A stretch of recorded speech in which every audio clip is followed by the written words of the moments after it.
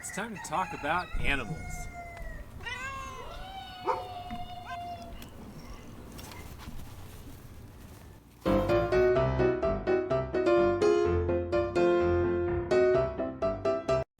Animals are often the subject of many artists' sketchbooks and productions. For example, Isle of Dogs, I don't know if you've seen that movie, excellent claymation with so many different animals in it, mostly dogs.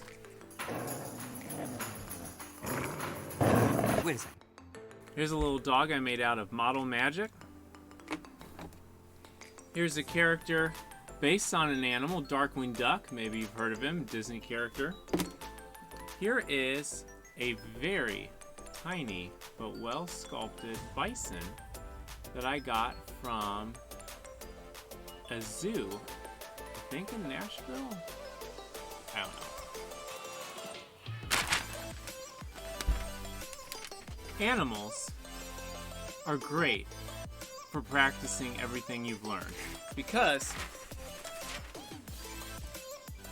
they contain so much texture and lines and shapes. Wow. So your bonus optional art challenge for this week is to take your lines, your shapes, and your textures and to use up some space to create an animal artwork. Now it has to be original artwork. You can't just go Google search and pick an image and attach it and say, look, I did it. I have ways of figuring that out. Don't just pull an image off the internet. That's a great place to start, but what I want you to do then is use that photograph to create a artwork of an animal. Now that artwork can be two-dimensional, three-dimensional. You can use whatever supplies you have, and I'm going to show you some examples. So you could do a drawing like this one I made for my wife a little while back. This drawing is actually made of crayon. Or it could be a painting. Like this one this student did at school. This counts. Or it could be like this painting that I've been working on. I'm working on actually two for my wife. She loves red pandas. So I took this off the internet and this picture because I like that he's smiling. So I drew this one, but I want to paint it like this one. So here's my start. And then there's also this one I'm working on for her birthday. I'm just using watercolor.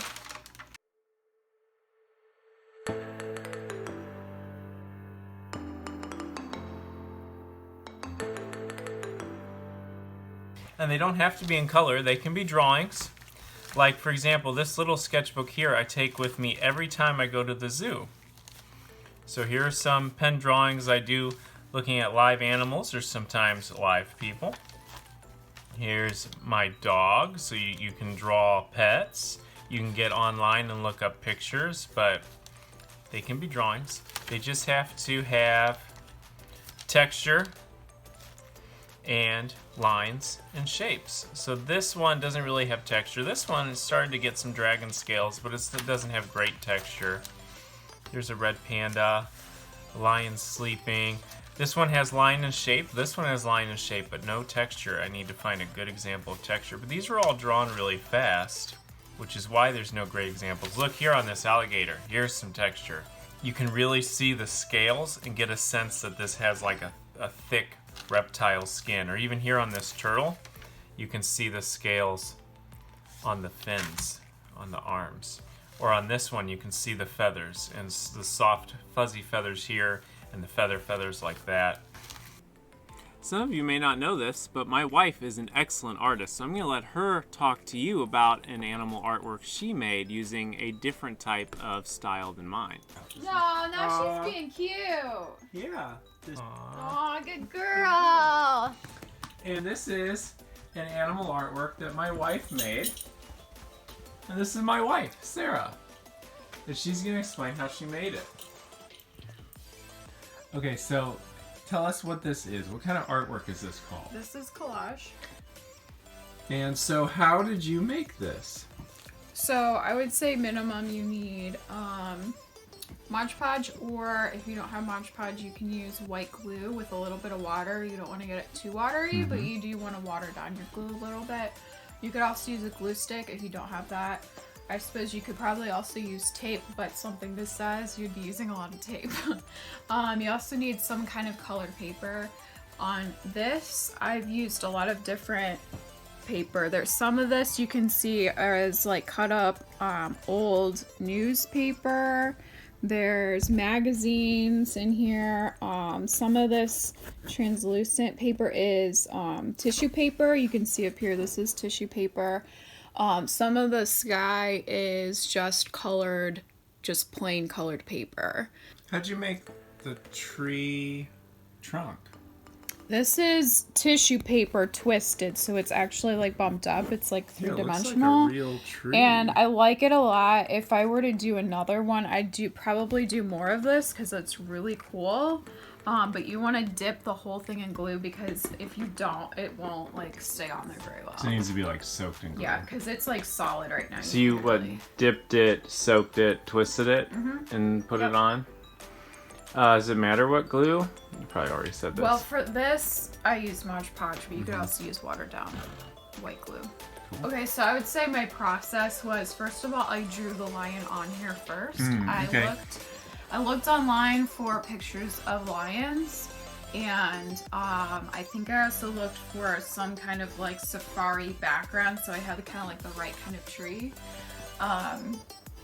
So I drew that on here first so that it had some guidelines, and when I was pulling paper, that's the next thing I did was I went through like old magazines, and like I knew that I needed green, so I would just tear out pages that had green, pages that had like orange and red and this deep red, pages that had like grass and like plants.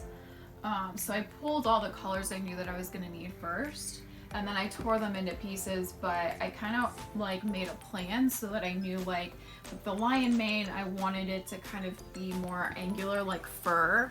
So that's why I cut them into strips here. So you cut them all pointy even. Yeah, so all this like is triangles. more pointed. And then like the tree, you know, they're kind of more, leafy, fluffy looking. So like I cut, you know, different shapes for the tree than I did for like the mane and the fur. And then like here, like these are like really tiny pieces, and here up in the sky they're bigger pieces, so you kind of want a nice variety. What I love about this piece is you've got implied texture going on, like this looks like fur. You also have real texture going on because you can feel this and it feels like bark. So we have real texture, implied texture, the whole thing has a surface texture to it. It's a great texture piece. Thanks. Now I know what you're thinking. You're saying, but Mr. Hughes, I can't draw an animal. I don't know how. Every time I try to draw an animal, it looks terrible. Well, let me show you why it helps to use a reference. Okay, I got a question. What's your favorite food? A double portion of doggy chopped from the can mixed into a bowl of broken puppy snaps with a vitamin crushed up into it. Okay, now what I'm going to try to do here, I'm going to try to draw an animal from memory, out of my head, because you can never really get a good result out of your head. So I'm going to try to think of an animal that I don't see that often. I'm going to go with an aardvark. I'm going to draw an aardvark from memory. I think they look like this. I think they have a long snout like that. And probably have some eyes like that. Maybe some wrinkles on the forehead. I think they have little arms. I'm not sure. You probably stand upright, maybe. Have feet like that. And a tail. Now let me look up an aardvark. Okay, not too bad, but you can see that there are some major differences. Major. For example, the ears are much bigger in real life and the snout is much shorter, so I totally reversed that. And also they don't stand upright. and their tail looks pretty thick. So I'm now going to look at this picture that I looked up.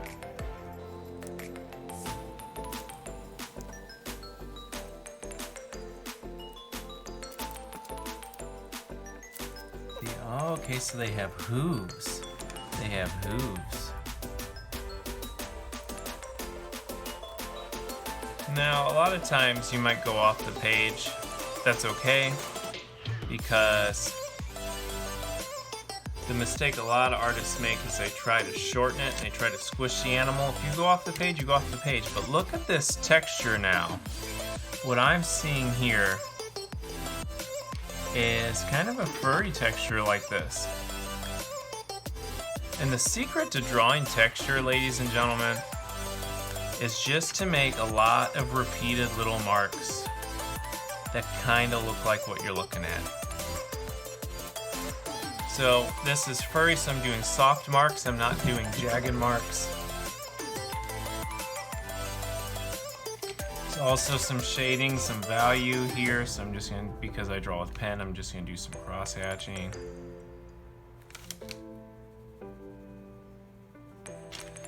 So here's an aardvark from a reference versus an aardvark from your head.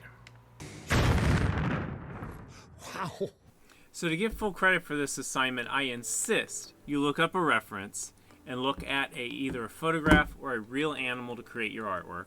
You need to also have texture. You have to have texture to show what this animal feels like.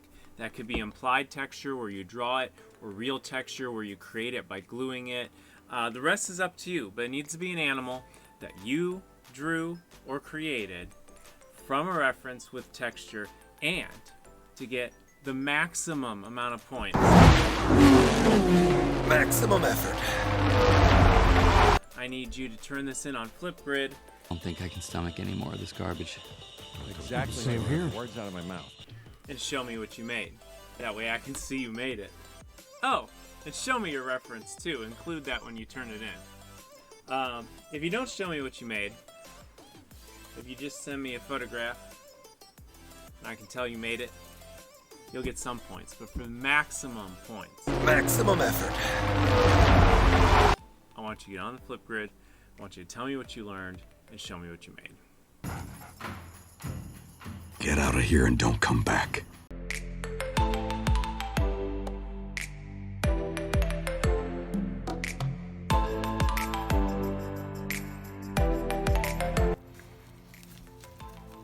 Oh, here's an example of how even though you can practice a lot, you can have a bad drawing.